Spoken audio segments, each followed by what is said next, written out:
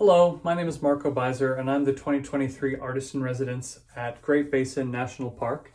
And as my project, I'm continuing my quest to depict scenes from America's national parks with the symphony orchestra, which I started last year as the Artist in Residence at Lassen Volcanic National Park. And with each of these pieces, I want there to be some aspect of the park itself. So for Lassen, I recorded a lot of the bubbling mud pots and hissing fumaroles. And for Great Basin, what I'm doing is having some of the trees themselves contribute to the music. As you may know, Great Basin is home to the ancient bristlecone pines, which are some of the oldest trees in the world, some of them almost being 5,000 years old.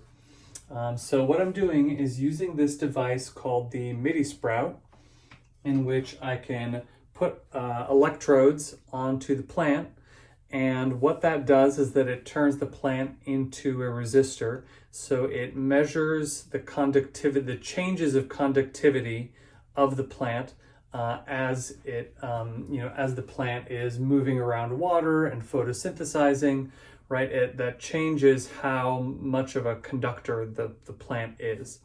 And then it takes those changes in conductivity, maps that onto a sound wave, basically, and then we get music from that. It kind of finds the nearest note to whatever that sort of frequency is.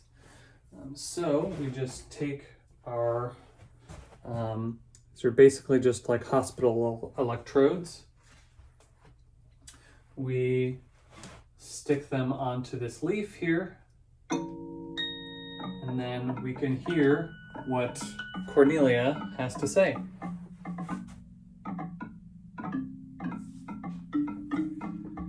And of course, with the software, we can change what instrument. This is marimba. Here's something called obelisk bells. Or we can get some guitars here.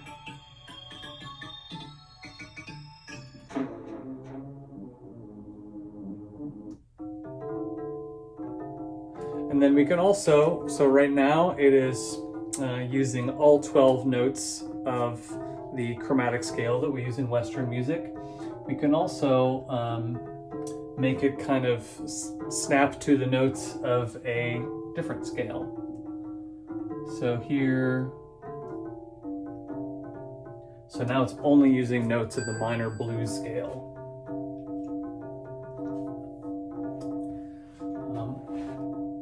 And of course, these electrodes work well for leaves that are really broad, like on this plant.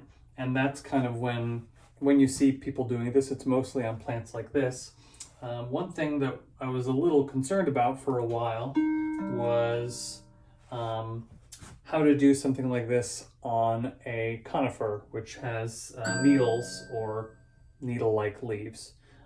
So with the help of especially Paul Miller at Duquesne University, who's been a really big help, and he's kind of really doing a lot of academic research on this whole topic of getting sound from plants.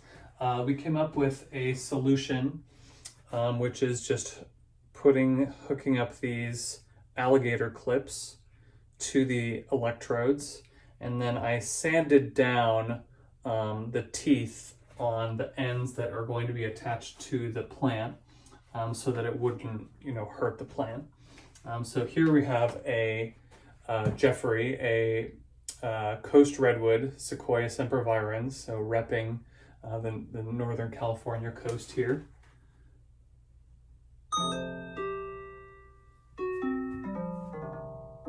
And we're still on the blues scale here.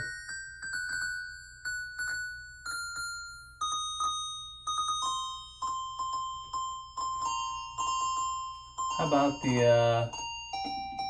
about Mixolydian mode? Okay, well, he seems stuck on those two notes.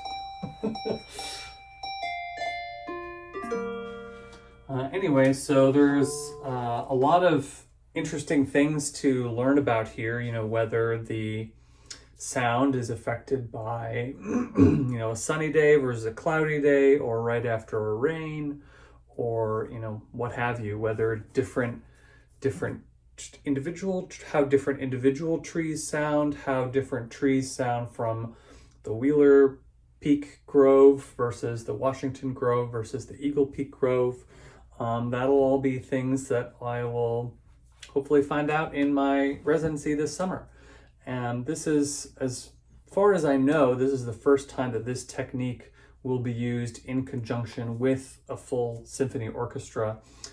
So I'm planning on doing this for this piece for Great Basin, as well as for Joshua Tree National Park, where I'll be the artist in residence in the spring of 2024.